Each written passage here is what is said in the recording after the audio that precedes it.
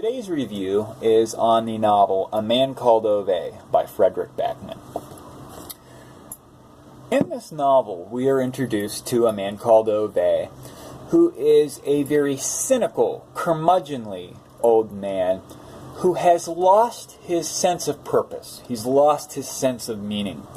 He's dealing with the loss of his friends and the death of his wife, Sanja, who was his only real confidant throughout Ove's life. Ove spends his time critiquing everyone and everything that he comes across in a negative fashion. Ove is considering suicide toward the beginning of the novel. He has no reason to continue on. And while he is in this depressed, suicidal frame of mind, he meets his new 30-something neighbors who have children.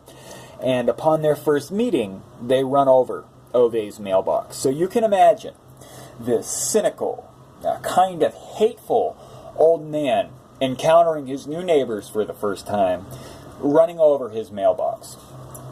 And that is how this novel goes. It's Ove being just cynical and curmudgeonly and interacting with people that take a liking to Ove. Ove's new neighbors, Sanja and Patrick, they like him, and he doesn't understand why, because he doesn't really care for them.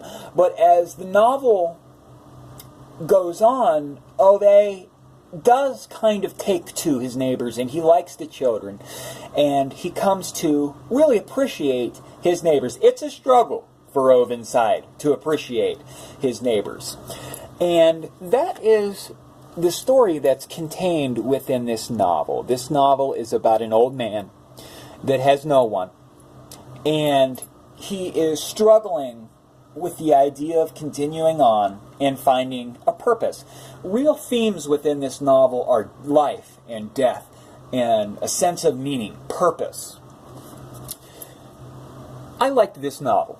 Immediately upon starting this novel, I was a fan of Ove's. I didn't want him to commit suicide. I really enjoyed watching Ove kind of being forced to interact with his new neighbors, Sanja and Patrick. They really take to him, and they kind of force him to have interactions with them. This book is written in a sad kind of way.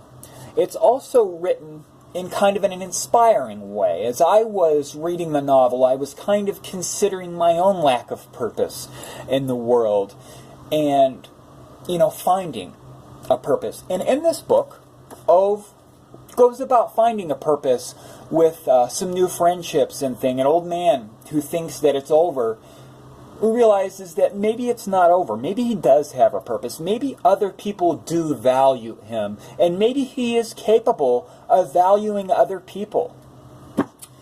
I give this novel 4 stars out of 5. It was very well written in a manner that was easily absorbed by me. It's kind of a fun writing style. It really caused me to think about life and friendship and purpose.